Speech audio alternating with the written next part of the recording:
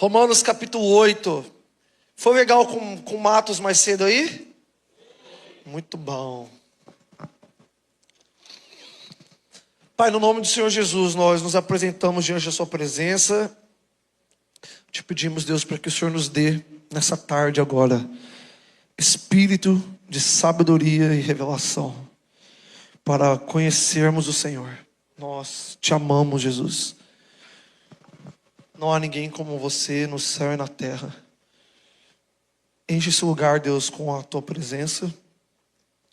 Aviva, Deus, a tua palavra. Aviva, Deus, as santas escrituras, Deus, para que por meio da tua palavra nós sejamos transformados segundo a tua imagem. É no nome de Jesus. Amém. Meus amigos, Romanos 8, capítulo 8, versículo 26, vai dizer assim: e da mesma maneira, também o Espírito nos ajuda nas nossas fraquezas. Glória a Deus por isso.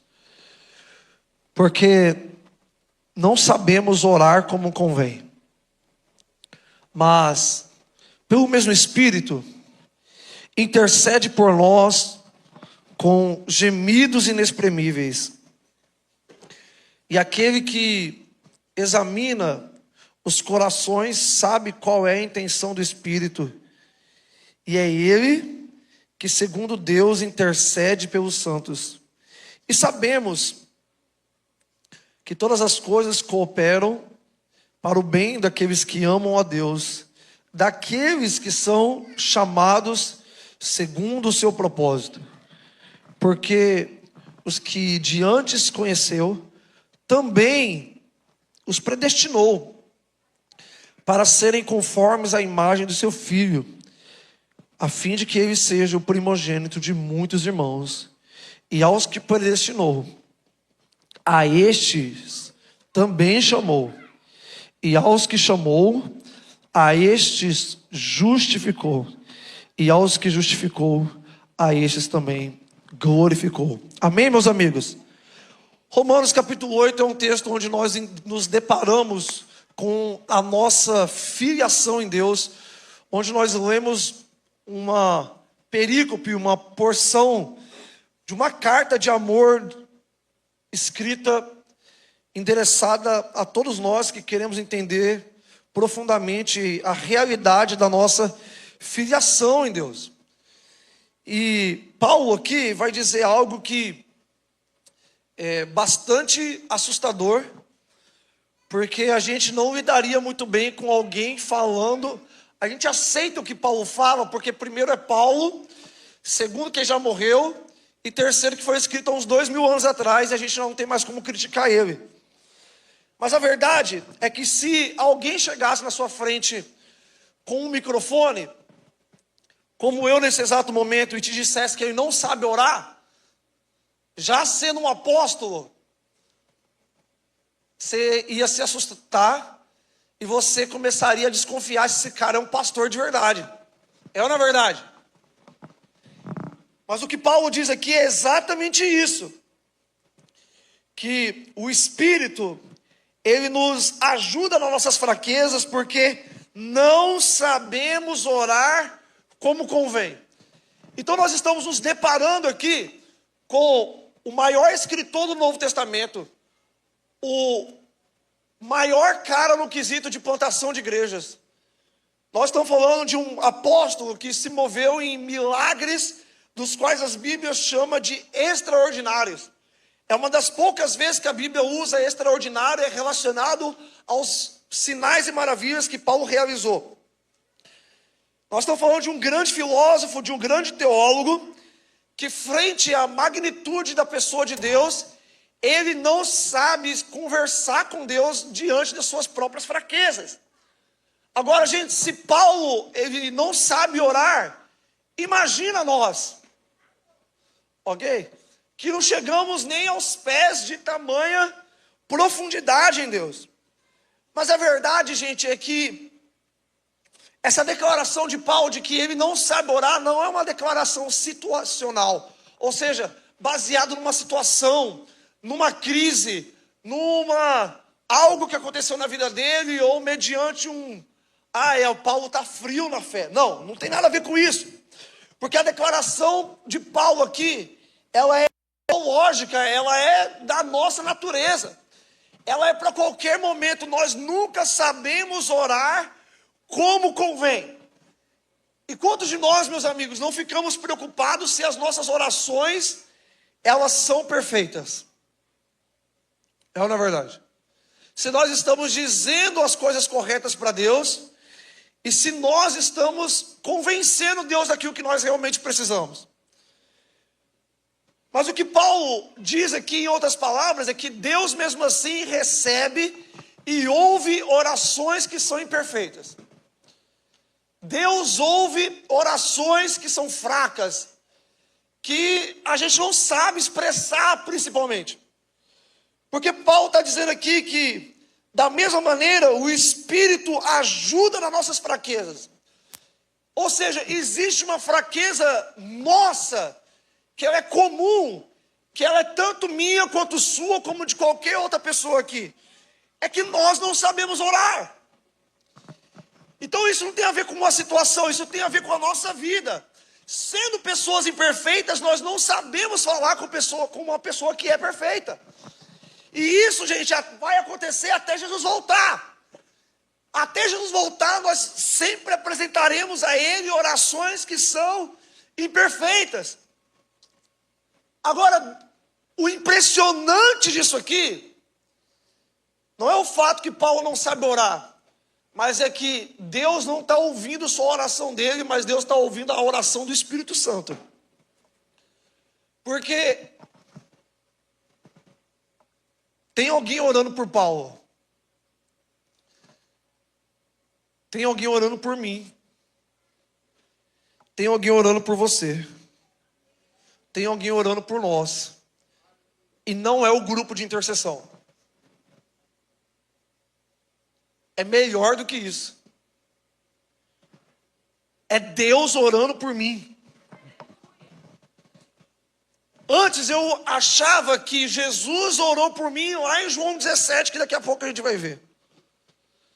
Mas a verdade é que Deus ora por mim enquanto Ele habita em mim. Então esse lugar aqui que se chama carne e osso, a minha carne e osso, o Espírito Santo habita nisso aqui. Deus habita em mim. Paulo vai dizer que isso aqui é templo do Espírito Santo. Essa carne aqui é templo do Espírito Santo. Ele decidiu morar aqui. E nesse lugar ele está oferecendo incensos ao Senhor. Ele continuamente está orando diante de Deus a meu favor e a meu respeito. Glória a Deus, gente. Vocês estão aí? Deus está orando por mim. O Espírito Santo ora por mim. Ele sabe orar melhor do que eu. Ele tem motivos melhores do que eu para orar. Então, a partir desse texto aqui, eu julgo que oração a gente não começa falando, mas a gente começa ouvindo. Oração não começa com a minha lista de oração. Eu apresentando uma lista, um caderninho de oração, que tem pedido de oração. Não é um caderno de oração, aqui só é o repertório da adoração. Para ninguém achar que eu estou criticando. Mas isso aqui não é oração, simplesmente. Eu chegar com uma lista de pedidos diante de Deus para que Ele me responda. Porque presta atenção, o propósito da oração não é a resposta de Deus. O propósito da oração não é Deus me responder. O propósito da oração é eu estar com Ele. E se isso te frustra, você precisa alinhar o seu coração. Porque Deus vai mais estar com você do que responder você. E se a gente está falando tanto de presença, Então a gente está dizendo que a presença de Deus vale mais do que as coisas que eu peço para Ele.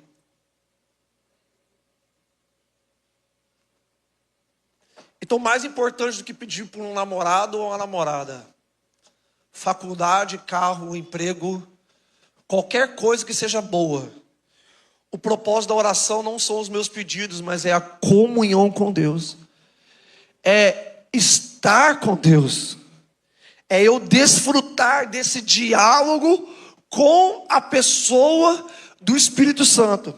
Então, melhor que eu chegar com a minha lista de oração, é eu descobrir qual é a lista de oração dele a meu respeito. Vamos lá, alguém? Então, oração começa ouvindo e não falando. Porque a oração terrível é aquela que a gente sai sem desfrutar da presença de Deus. Se você acha que você tem uma vida de oração porque você ora antes de comer, você não tem uma vida de oração. Se você acha que você tem uma vida de oração porque você ora antes de dormir, você não tem uma vida de oração. Porque a oração só é o meio para que você desfrute da presença de Deus. E a presença de Deus é o meio pelo qual Deus gera aquilo que Ele quer gerar em nós. E isso é mais interessante que os meus pedidos de oração. Vocês estão aí, gente?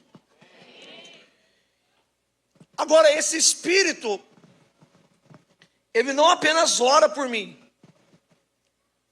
mas ele ora com muita intensidade. Ô irmã, acena para mim quem falou isso aí. Ô irmã, obrigado pelo seu glória a Deus. Esses jovens estão tudo dormindo aqui, velho. Nossa, velho, parece que na hora que acabou o pé, o fogo de Deus foi embora junto. Tchacho, bicho. Vocês estão aí, gente? Estou só brincando.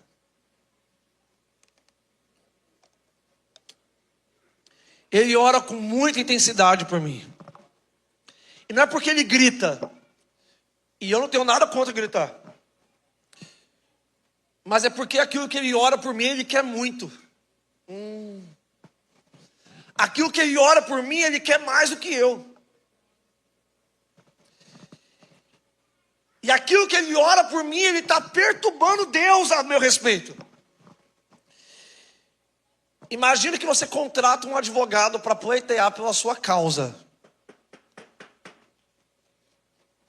E esse advogado manda o WhatsApp para o juiz todos os dias.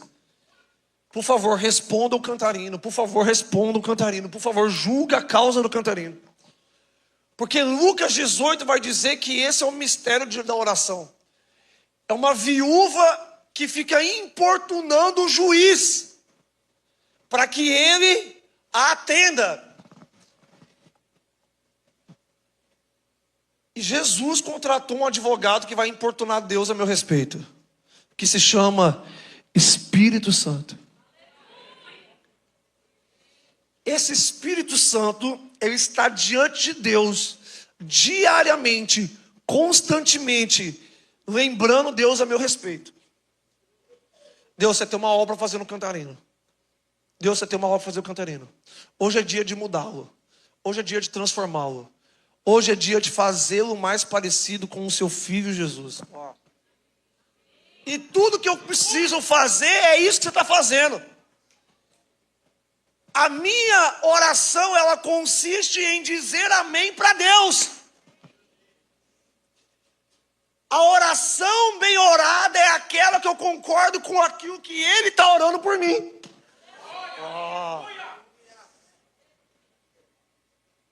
Então, oração, alguém por acaso, enquanto lia a Bíblia, eu espero que você leia a sua Bíblia, lá em Salmos, por exemplo, não precisa abrir, alguém já encontrou aquela palavra selar? Pega a mão para mim.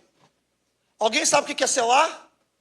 Selar é um momento de silêncio na oração.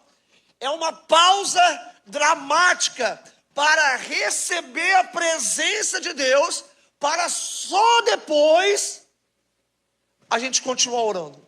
E 90% dos salmos tem um selar, uma pausa, para que você Oh, a presença de Deus está agindo em mim. Deixa eu parar um pouco de falar e deixar ele trabalhar, porque eu estou atrapalhando Deus falando.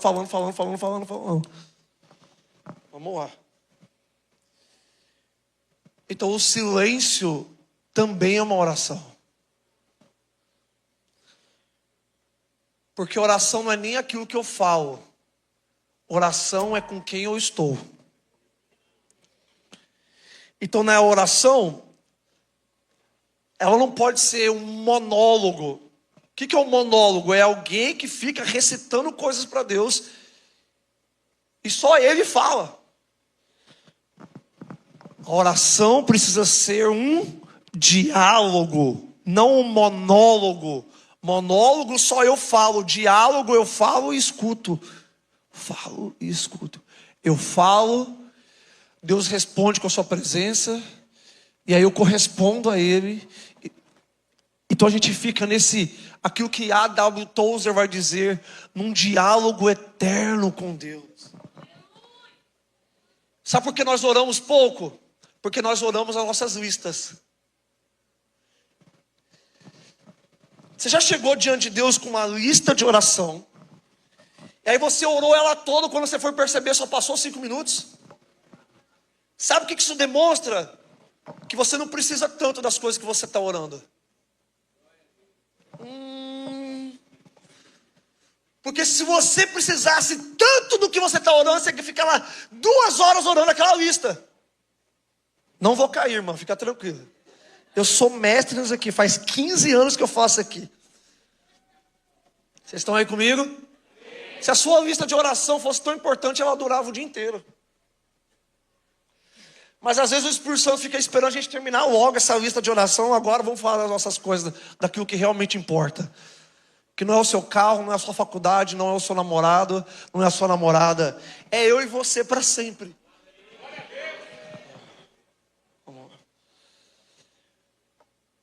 E é por isso que às vezes se torna tão doloroso orar. Porque a gente fica caçando motivo para falar com Deus. E quando a gente percebe que a gente não tem motivo, a gente não ora. Vamos lá. Porque a gente entende que oração tem a ver com resposta, não com presença. E aí a gente não vai orar, porque a gente não descobriu o prazer da oração. Porque se você tivesse descoberto que Deus é a pessoa mais legal do mundo,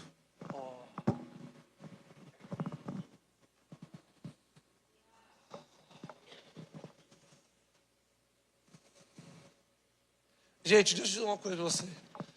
Não existe nada mais legal do que Deus. Não. Não existe nada mais interessante do que Ele.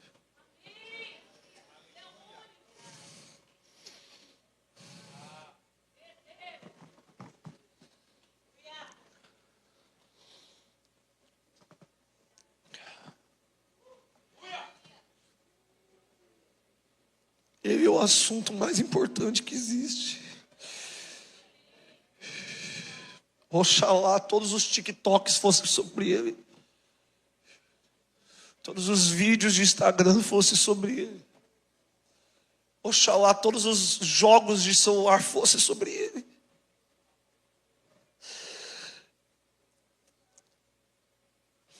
Oxalá quando a gente... Parênteses, Oxalá não é macumba, ok? Se você lesse a sua Bíblia, você ia saber que Oxalá é uma palavra bíblica, ok? Volta, Oxalá todas as notícias fossem sobre Ele.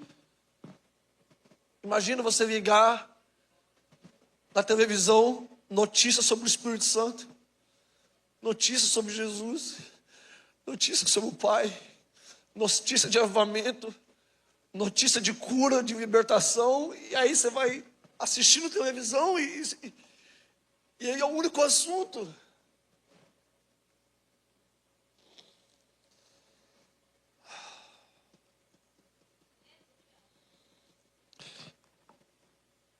Ele é a coisa mais legal que existe. Você que é chato. Você é tão chato que você não se aguenta 5 minutos na presença de Deus.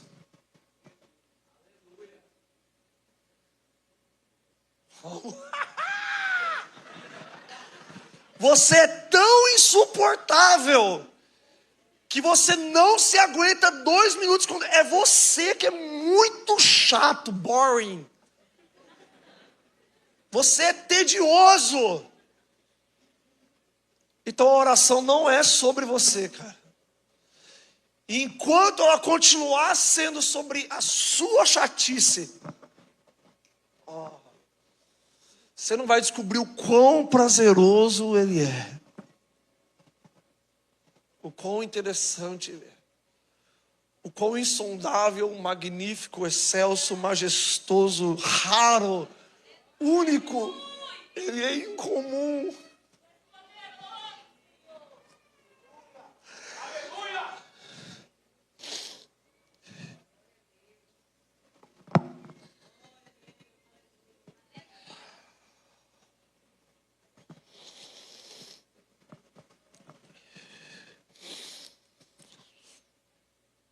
Oh, Deus, nós te amamos.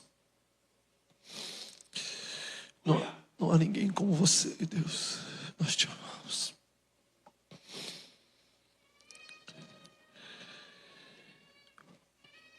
Ele ora por nós com gemidos inexprimíveis. E Ele examina o meu coração e sabe o que nós precisamos.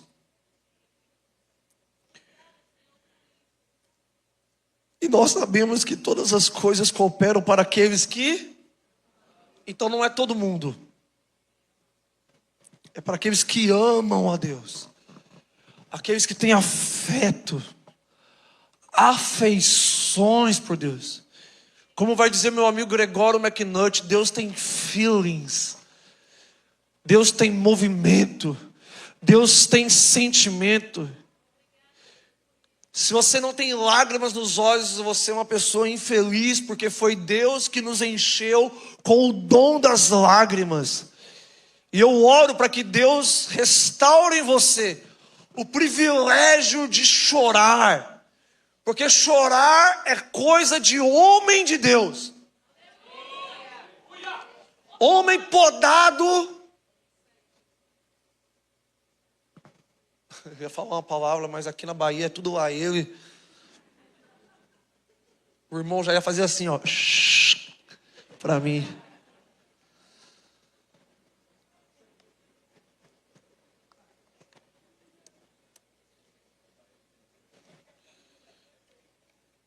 Mas Deus, Ele tem sentimentos. E essa coisa de, eu não ergo a minha mão. Ai, eu não choro, eu não grito. Tu é besta, filho. Tu tá perdendo teu tempo, filho. Porque na Bíblia não tem o meu jeito de adorar e nem o seu. Tem o jeito de Deus ser adorado. E o jeito de Deus ser adorado é: amarás o Senhor teu Deus com todas as suas forças, com todo o seu entendimento, com todo o seu coração, afeições, afetos, sentimentos e emoções, com toda a sua alma. Isso não é tudo, não é verdadeira adoração. Você pode dar o seu tudo em silêncio, mas não é toda vez que Deus quer o silêncio. Você precisa se soltar, cara. Porque quem está perdendo é você. Porque as suas emoções não são demoníacas. Foi Deus que criou a alegria. Foi Deus que criou a tristeza. Foi Deus que criou lágrimas. Foi Deus que criou a voz alta, a voz baixa. Foi Deus que me deu um corpo para que eu me movimente. Foi Deus que fez isso. O menor versículo da Bíblia diz: Jesus chorou. Lucas capítulo 10 vai dizer que Jesus pulava de alegria no Espírito Santo, porque ele viu pessoas sendo curadas e libertas de demônio. E quando a gente vê milagre, o que a gente fala? Não sei se é verdade. Você não é parecido com Jesus, porque se fosse parecido com Jesus, estava pulando. Foi isso que Jesus fez, exultando no Espírito, rodopiando com os discípulos, dizendo: bem-aventurados são vocês, quando vocês veem essas coisas, porque os profetas e os nossos pais quiseram e gemeram para ver essas coisas, mas não puderam. Bem-aventurados são vocês que são pequenos, porque Deus revelou essas coisas aos pequenos, mas escondeu aos sábios. Meu Deus. Eu não quero ser um idiota. Eu quero amar Deus com tudo o que eu tenho. E reputação não é fruto do Espírito.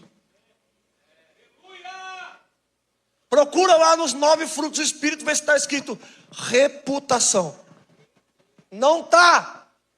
Porque Deus não está nem aí para mim e para a sua reputação. Deus está aí com testemunho, não com aquilo que você sente vergonha.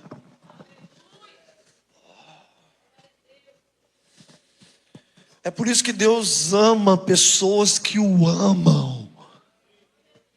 E pessoas que amam não têm medo de se expressar.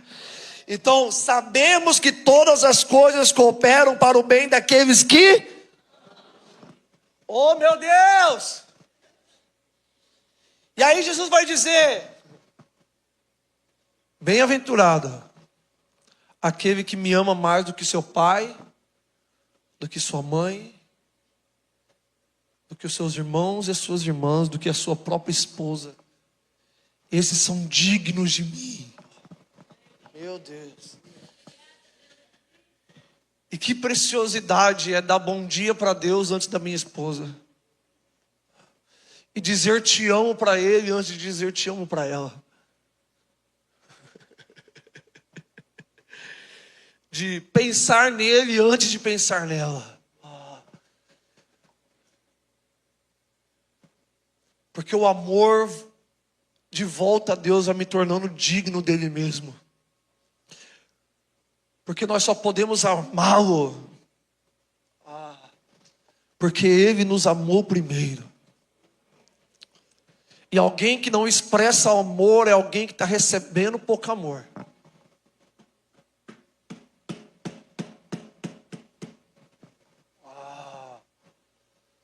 Alguém que expressa pouco amor é alguém que recebe pouco amor. Imagina, tem essa história que meu pai me conta desde que eu sou pequeno. Gabriel, um dia um asiático casou com uma mulher e no dia do casamento ele disse: eu te amo. E eu quero que você saiba que eu vou te amar pro resto da minha vida. Mas essa vai ser a última vez que eu vou te dizer isso. E aí, meninas? Vocês ficariam felizes? Vocês ficariam felizes nesse casamento? Como é que vocês se sentiriam ao longo da vida com alguém que não expressa amor e nenhuma das 5 linguagens de amor? Que às vezes eu acho isso uma bobeira. Mas aí sou eu, não é Bíblia. Sou eu e não o Senhor. Vocês estão aí? Ah não, Deus sabe que eu amo ele. Não, mas eu sei que Deus me ama. Beleza, você sabe, mas meu amigo, um cheiro no cangote é bom demais, velho.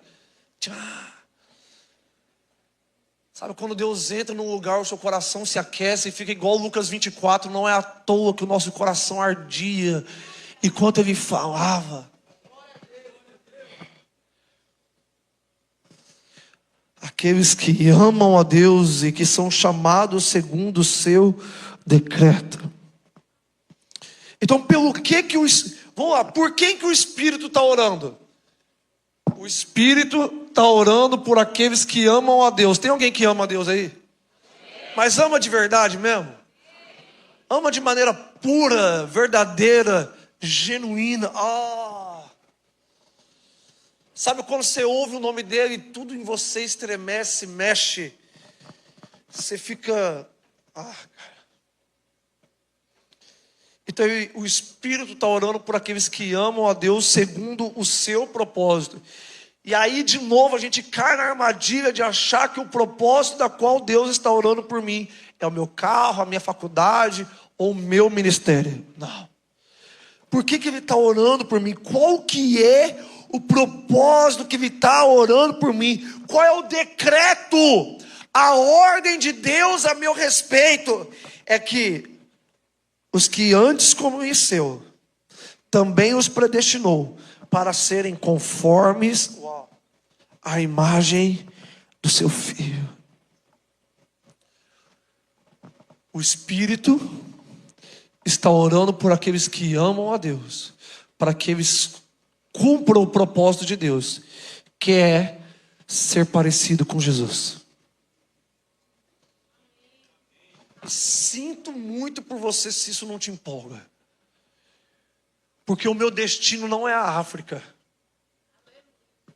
Aleluia por isso, porque o meu destino também não é um microfone. Não é cantar aqui na frente, não é um ministério. Glória a Deus, porque o meu destino não é passageiro, porque isso aqui é passageiro. Mas existe um destino eterno. O que significa ser predestinado? É que antes de eu nascer, e na verdade muito antes de eu nascer, antes da fundação do mundo, Deus olhou para mim e falou assim: eu tenho um destino para você. Não é a África, não é missões, não é um púlpito, não é um ministério, não é o casamento, não é ser pai, não é ser mãe. O seu destino também não é o céu.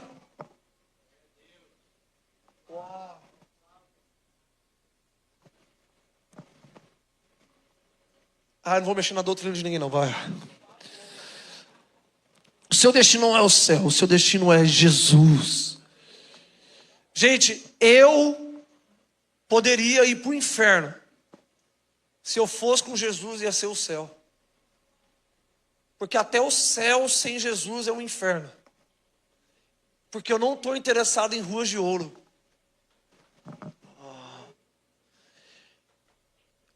Também seria um inferno viver para sempre, ter vida eterna sem estar com Jesus. Eu não estou interessado nisso. Eu prefiro morrer agora do que passar a eternidade sem Jesus.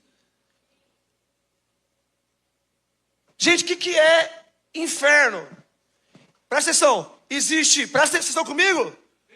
Doutrina básica, existe vida eterna e existe morte eterna. O que é morte eterna? Não é o inferno apenas. É viver para sempre sem Jesus. Porque não é a morte eterna não é apagar. É viver eternamente consciente de que eu nunca mais vou ter Jesus. A chance de ter Ele. Nossa! Isso é pior do que chamas de fogo consumindo a minha carne. Então morte eterna é estar sem Jesus para sempre. Este é um castigo pior do que labaredas de fogo. O que é vida eterna? É viver para sempre com Ele. Com Ele.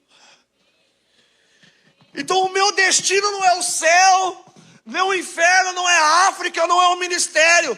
O meu destino eterno é Cristo Jesus. E a vida eterna não começa lá. A vida eterna começa aqui.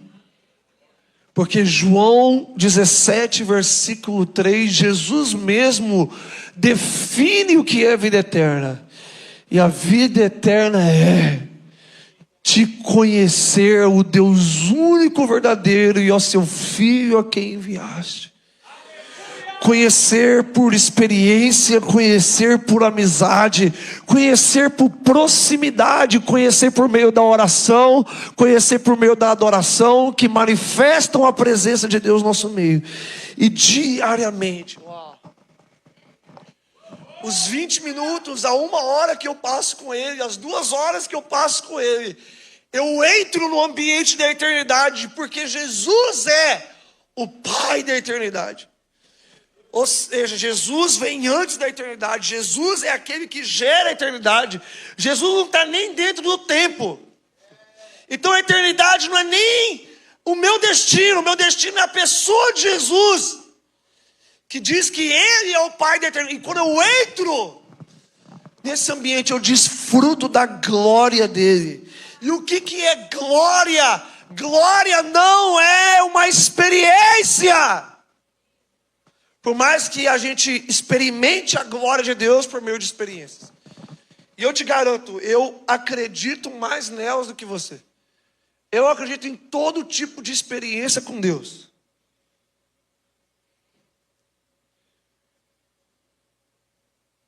Mas experiência com a presença, sem transformação, não é glória. Não é glória.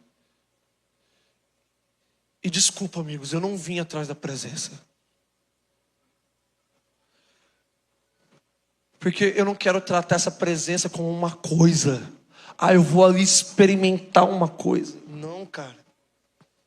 Quantas pessoas eu já não vi experimentando a presença e picando a mula para macumba depois? Porque é apenas uma experiência mística, que a Bíblia diz que é possível ter experiências com Deus, ter dons espirituais e ainda não ser salvo. Então eu quero dar um passo para além da presença, dessa coisa mística, que é boa e nós experimentamos. Mas a glória de Deus, é o próprio Deus. A glória de Deus não é uma energia de Deus mais intensa. A glória de Deus não é uma experiência mais intensa com Deus. Hebreus capítulo 1, versículo 3 vai dizer: Cristo é a expressão exata da glória de Deus. E Ele sustenta todas as coisas pela palavra do seu poder. Então o que é glória de Deus? Glória de Deus é a pessoa de Jesus. É aquilo que Filipe, no seu clamor profundo, ele diz: mostra-nos o Pai. E Jesus diz: Filipe, há quanto tempo eu estou contigo e você não sabe que eu estou no Pai e o Pai está em mim? Quem vê a mim vê o Pai. Então Cristo é a imagem visível de um Deus que não pode ser visto. Ele é a imagem visível de um Deus invisível. E nós vemos a Deus, experimentamos a Deus por meio de Cristo Jesus. E quando nós experimentamos Cristo Jesus, não apenas um arrepio, uma presença, uma música legal, um telão que eu acho incrível, mas eu experimento Cristo. Então eu estou cumprindo o meu propósito eterno. Gente, todo mundo aqui tem o mesmo chamado. Todo mundo aqui tem o mesmo propósito. Chamado não é aquilo que você faz. O meu chamado é ser pastor. Não, isso aí é o seu serviço. Todos nós temos o mesmo chamado: estar com Deus. Deus nos chamou para isso. Deus não te chamou para fazer nada. Deus te chamou para estar com Ele. E ao estar com Ele, Ele pode te comissionar para um serviço. Vocês estão aí, gente? Então o que é glória de Deus? Glória de Deus não é uma simples experiência, mas é uma profunda transformação. Gente, precisamos parar de orar por experiências. Precisamos começar a orar por glória de Deus. Peso da glória de Deus. Peso da glória de Deus. A imagem perfeita de Jesus sendo revelada dentro de mim. E a partir disso eu posso sentir ou não sentir.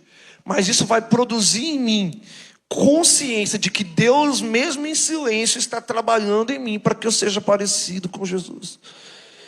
Deus pode me chacoalhar por inteiro, Deus pode me emudecer, mas a glória de Deus, meu Deus, gera em mim uma consciência tão profunda de que Ele está atrapalhando, que Ele está trabalhando, que eu não vou atrapalhá-lo.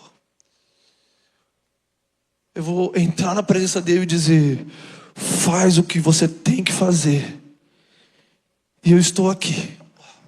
Senhor Jesus, você comprou meu corpo na cruz. Você tem total direito de fazer o que você quiser comigo. Não atenda, Jesus, às minhas expectativas. Esse aqui é o seu corpo. Atenda às suas expectativas. Uau. Faz o que você quiser de mim. Faz o que você quiser de mim. Só não me deixe sair daqui diferente de Jesus. Jesus, não me deixe voltar para casa e minha esposa ver o mesmo marido. Porque meia-noite ela me falou: Cantarino, você vai viajar, pega todos os lixos e bota fora de casa. Adivinha? O lixo está lá até agora. E a santa da minha mulher disse: eu não vou mover um dedo. Eu vou deixar pegar bicho. Para você chegar em casa, você vai limpar o lixo e os bichos junto. E eu, miserável homem que sou, maldito.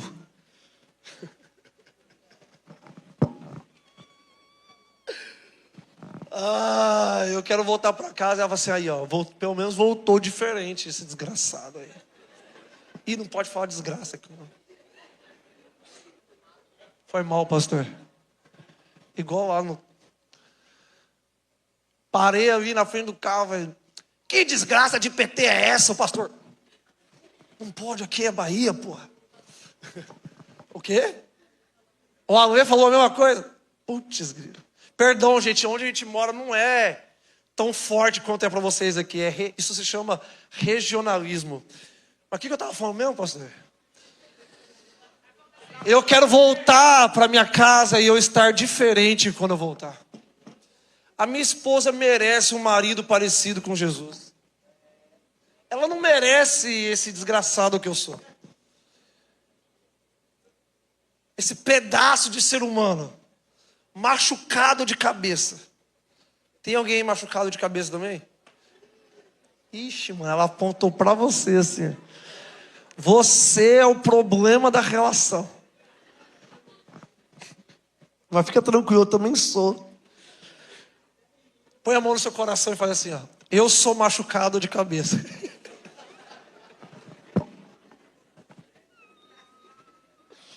Caraca, mano, eu vim com muito defeito, velho. Porque além do pecado, eu tenho um problema de cabeça, velho. Além de ser pecador, talvez hoje você precise de um diagnóstico, sabia? Tomar remedinho. Porque tomar remedinho para a cabeça não é coisa do diabo, ok? Vamos lá, alguém? Dá uma ajudinha aí para Deus, velho. E aí, B? Dá uma ajudinha para Deus, toma o seu remedinho de cabeça. Sua esposa vai ficar mais feliz. E eu tava contando para a farmacêutica hoje que eu tomei o meu remédio de cabeça com Red Bull. Caraca, mano, a minha psiquiatra quase materializou na minha frente assim. Maldito homem. Eu ainda tive a coragem de mandar foto para ela, eu dentro do avião. Mas isso já faz tempo, eu já me arrependi desse pecado. Eu dentro do avião, eu peguei o meu remédio e tomei de canudinho um Monster inteiro, cara. Caraca, mano, ela ficou muito brava comigo.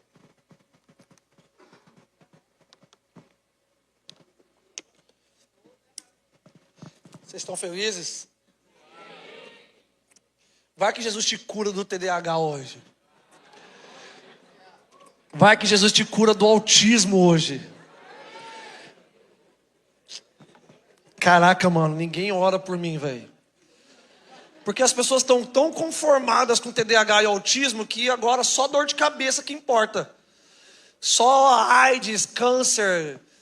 Ninguém mais vai assim, cara, não, agora eu faço terapia, eu não preciso que ninguém me cure. Mas eu já saí da pregação, não já? Tá dentro ainda? Façam terapia, gente. Pra glória de Deus, ok? Ajuda o seu discipulador.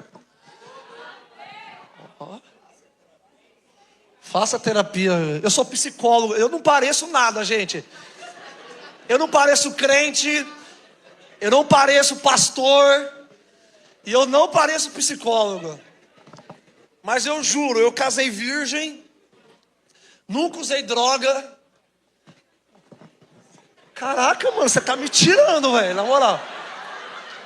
Você me odeia, mano. Mano do céu, eu falei assim, eu nunca usei droga. Eu falei assim, que?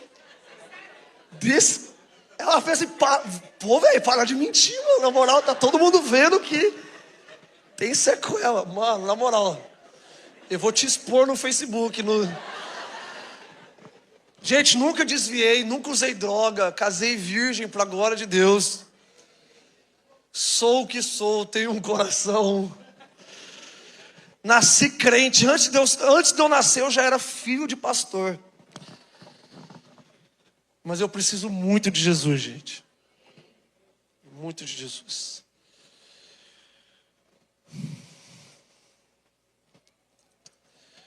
Nós precisamos da glória de Deus, amém? Precisamos que Jesus se manifeste no nosso meio. Precisamos amadurecer a nossa comunhão com Deus. Precisamos ter genuína fome que volta todo dia a Ele para a mesma coisa. Para fazer as mesmas coisas. Para falar dos mesmos assuntos. Para amá-lo, para estar com Ele. Uma vida que glorifica a Deus é uma vida que está diante dele todos os dias.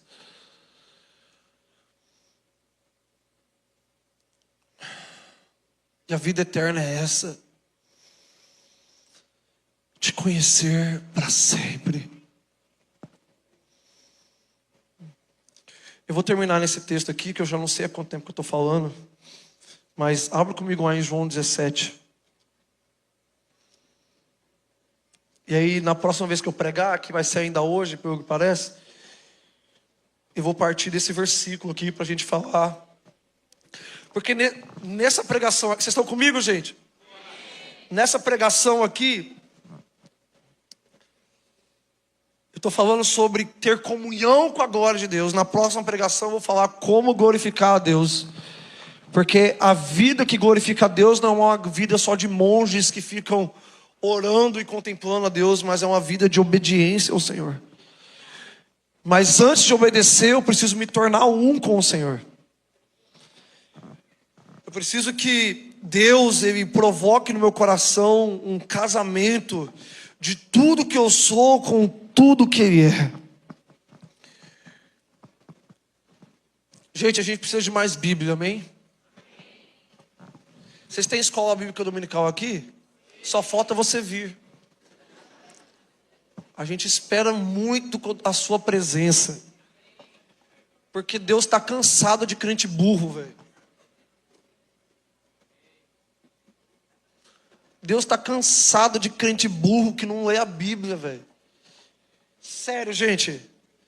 Se você tem preguiça disso aqui, é melhor você mudar de religião. Isso aqui é o mínimo que a gente faz para conhecer Deus. Gente, Deus é um ser comunicativo. E Ele é tão comunicativo que Ele deixou 66 livros para você conhecer Ele. Deixa de preguiça, cara. Não tem como conhecer Deus sem as Escrituras. Vocês estão aí? João 17, versículo 17. vai dizer: santifica-os na verdade, a tua palavra é a verdade. Oh. Deus, nós não relativizamos isso aqui. Nós não relativizamos isso aqui. Gente, isso aqui é mais real do que os textos de Sócrates, de Aristóteles, de Platão. Existem mais provas sobre Jesus do que sobre Sócrates ou sobre Hitler. E a gente às vezes tem mais certeza que Hitler existiu do que Jesus. Simplesmente porque a gente não encara isso aqui como um documento prova da existência de Deus. Isso aqui prova a existência de Deus. Santifica-os na verdade, a tua palavra é verdade. Assim como tu me enviaste ao mundo, também eu os enviei ao mundo. E por eles me santifico mesmo, para que também eles sejam santificados na verdade. E eu não oro somente por estes, mas também por aqueles que pela sua palavra hão de crer em mim, para que todos sejam um, como tu, ó Pai, o és em mim, e como eu sou em ti, para que eles sejam um em nós, e para que o mundo creia que tu me enviaste. Gente, qual é a única forma do mundo crer que Deus enviou Jesus? É nós nos tornando uma só pessoa com Deus.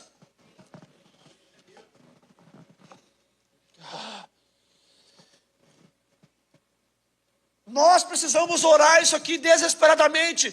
Deus, me faz um com você. Nós precisamos persistir nessa oração de maneira eterna, constante, diária, semanal, mensal, anual.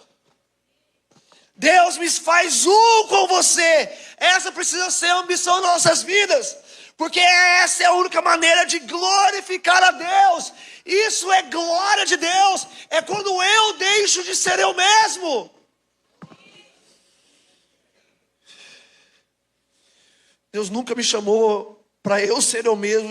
Deus me chamou para eu ser como Jesus. E a única forma disso é eu me tornando um com Ele. O padrão é nós contemplarmos o relacionamento que a Trindade tem consigo mesmo. O Pai se relaciona com o Filho se relaciona com o Pai se relaciona com o Espírito se relaciona com o Filho, e os três estão nessa dança que nós na teologia chamamos de pericorese. E nessa dança, nesse movimento da Trindade, nós participamos das delícias e dos prazeres de Deus, que são constantemente liberados por nós, por meio dessa comunhão que é eterna.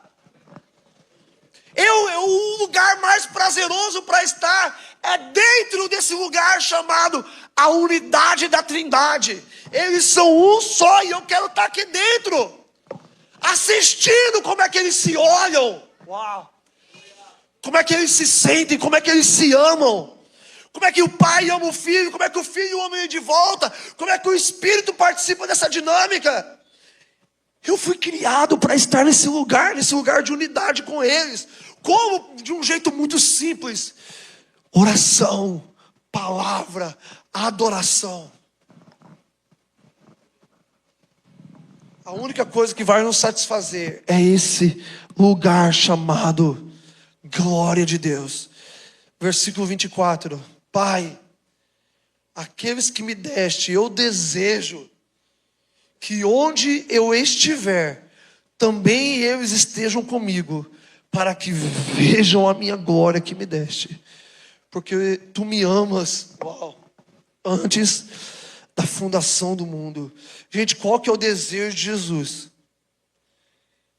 Que nós estejamos onde Ele está, contemplando a glória dEle, olhando para Ele. Gente, qual que é o desejo de Deus sobre a minha vida? Está escrito aqui. O desejo de Deus para mim é que eu esteja com Ele. E aí a gente fala igual o salmista: quem sou eu, Deus, para que se importe com tamanha pequenez? Quem sou eu, Deus, para que se importes? Quem sou eu, Deus, para que te lembres de mim? Uau! Quem sou eu? Imagina, sei lá, cara, o presidente de algum país, sei lá, o Donald Trump, sei lá quem que é, Uma pessoa muito importante liga no seu celular e fala assim: ô, vem comer uma pizza comigo hoje. Você fala: rapaz, tu ligou, foi errado, ó. Não sou eu, não. Gente, Deus, existe um convite nessa tarde. Eu quero que vocês estejam aonde eu estou. Meu Deus. O Deus do universo me quer. Gente, não é só eu que quero a presença dele. Ele quer a minha presença. Ele quer que eu esteja com ele.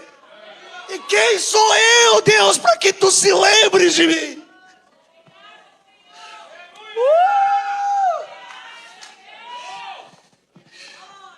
Quem sou eu? O Deus do universo deseja a minha presença, deseja que eu esteja diante dele. E não é só uma vez, Deus deseja que eu esteja com ele e não vá embora. Deus desejou tanto isso que Jesus foi torturado por isso. Jesus preferiu ser torturado na cruz do que passar a eternidade sem mim. É por isso que a gente chama, pastora, de paixão de Cristo. A paixão dele foi tão violenta por mim, que ele foi torturado, cuspido, desceram a marreta na cabeça de Jesus, porque é isso que a Bíblia fala. Colocaram a cruz de espinho nele e bateram. Pau! Por quê? Ele não suportou a ideia, pastora, de passar a eternidade sem mim. Não é um desejinho, ai, pô, que ideia legal, né, trazer o cantarino aqui. Não. Eu quero tanto ele. Mano, pode bater na minha cabeça, pode regaçar as minhas costas. Você acha mesmo que Jesus foi pendurado na cruz de tanguinha? Imagina você todo dilacerado, exposto à vergonha da cruz, pendurado com os seus órgãos genitais expostos diante da humanidade. E quem garante que no meio das chicotadas, uma das chicotadas, se a gente for positivo, pastor, uma das chicotadas não pegou nos genitais de Jesus? Porque ele foi torturado pelado. Quem garante que uma dos algores não pegou num órgão genital de Jesus? Jesus foi todo estraçalhado, torturado, por causa desse desejo de João 17, 24. Meu Deus. Eu desejo que eles estejam comigo. E é aqui Jesus diz amém para a oração dele. Então Judas chega e bom, começa a tortura de Jesus. Uau! Gente, Jesus não me quer pouco. Jesus não te quer pouco.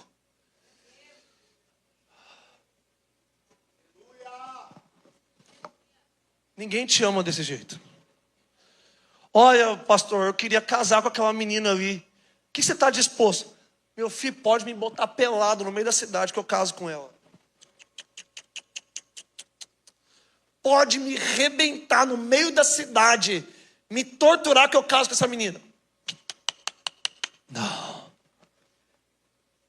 Cristo saiu da eternidade, se fez como um de nós, foi obediente até a morte de cruz. Porque, Pai, eu desejo que eles estejam comigo aonde eu estou, para que vejam a minha glória. O convite de Jesus não é apenas, vem aceitar Jesus. Não. Existe um convite eterno agora para você. Se Jesus aceitou ser torturado por mim, o mínimo que eu faço é voltar todo dia para ficar com ele. Sabe por quê? Pastor, de verdade, eu não quero desperdiçar, velho. Jesus não apanhou pouco. Jesus não se humilhou pouco. E aí eu vou terminar essa conferência, só voltar semana que vem para falar com Jesus?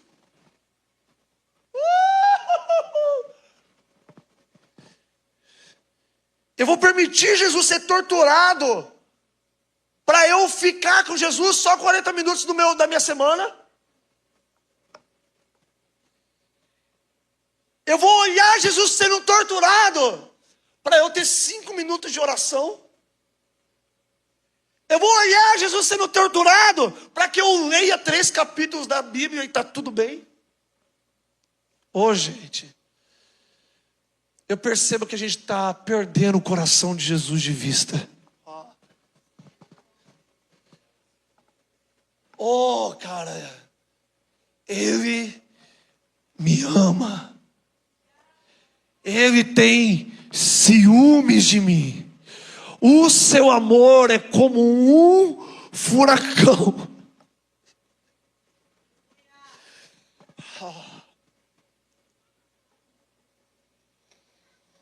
Feche seus olhos, feche seus olhos. Meu Deus. O Matos falou sobre esse versículo hoje de manhã. Hebreus capítulo 10, que diz: entramos com confiança nos santos dos santos. Uau. Pelo novo e vivo caminho que Ele abriu por meio do seu sangue.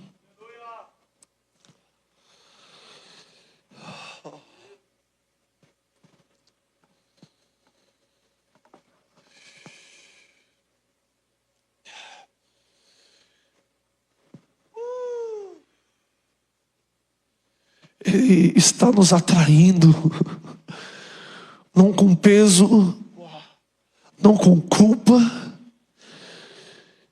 mas com laços de amor, com pregos de amor.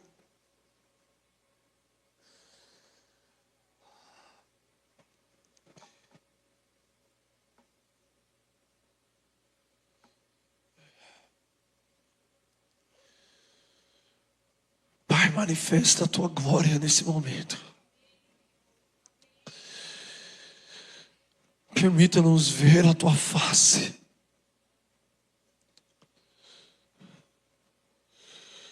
Espírito Santo, abra os nossos olhos para que nós possamos ver a glória de Cristo revelada na face de Deus e na face da igreja, Deus.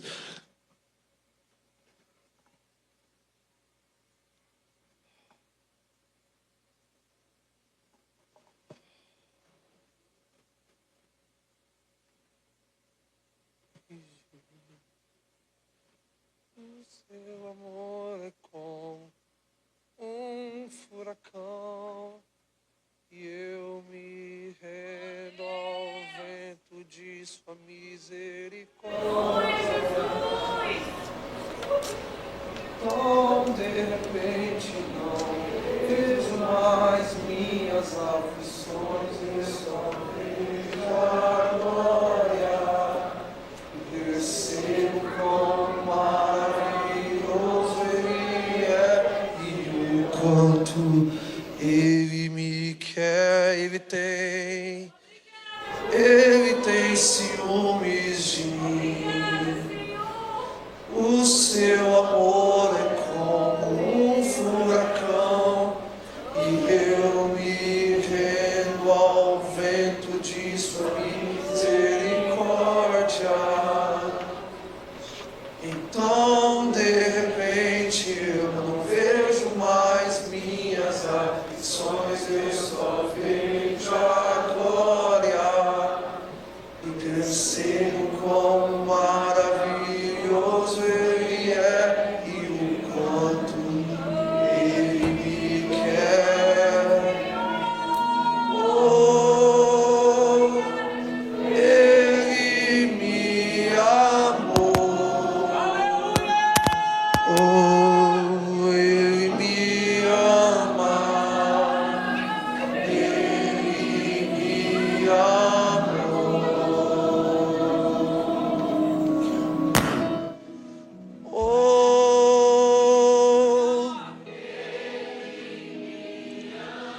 Tarabacaria Sanda Vicoria Bacena Namai. Horia Sanda Vicoria Chandre Rabacara Rababai. Shababacara Ramamai. Oh, Ele me amou.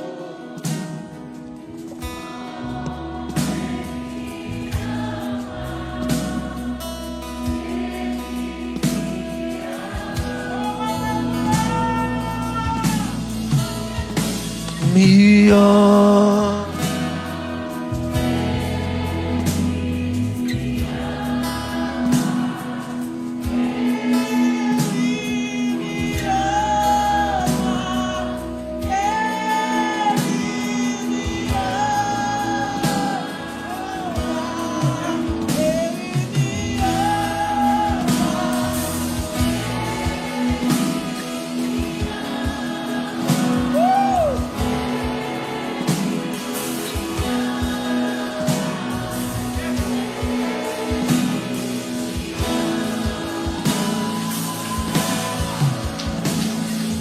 Somos tua herança, Ele é o nosso galardão. Seu olhar de graça nos atrai a redenção. Se a graça é um oceano, estamos. E o céu, a terra, um beijo, a paz.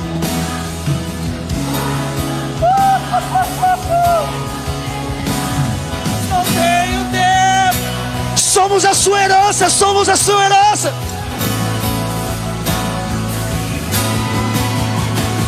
Somos tua herança. Seu olhar de graça nos atrai a redenção. Vamos, erga suas mãos o mais alto que você pode. E o céu.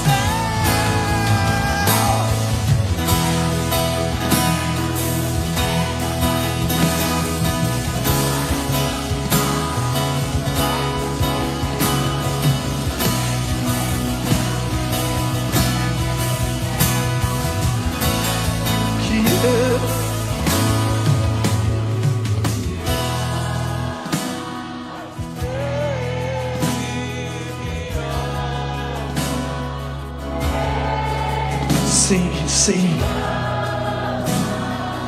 Ele me ama. Pai, nós oramos agora, continue cantando isso. Pai, nós oramos agora por um batismo do seu amor agora, Deus. Nós oramos, Deus, que ondas e ondas do seu amor quebrem agora sobre essa igreja, sobre essa comunidade, sobre esse povo que se reúne em seu nome, Deus. Rasgue, Deus, o seu coração sobre nós nessa tarde.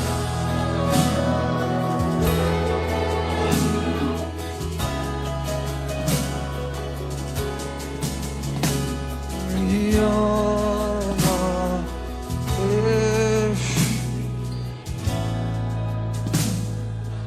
Vamos insistir isso. Me ama. Ele me ama. Receba ondas e ondas do amor de Deus quebrando sobre você agora. Deixe o amor de Deus atravessar agora o seu coração. Deixa Ele te atrair para dentro dele agora.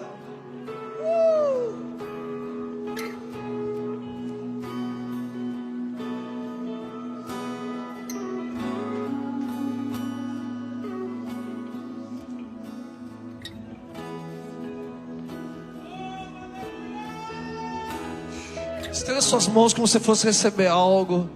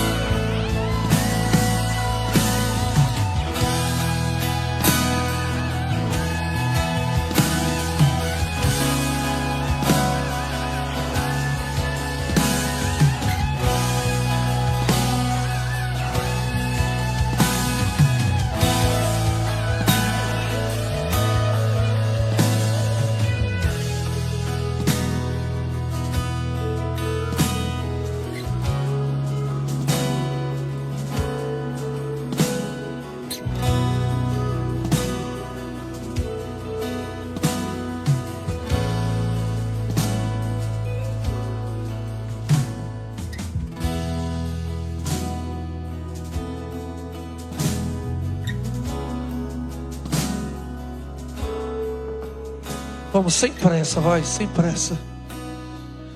Sem pressa. Apenas esteja com Ele. Você não precisa convencê-lo. Só esteja com Ele. Faça o que você quiser fazer. Diga algo para Ele se você quiser.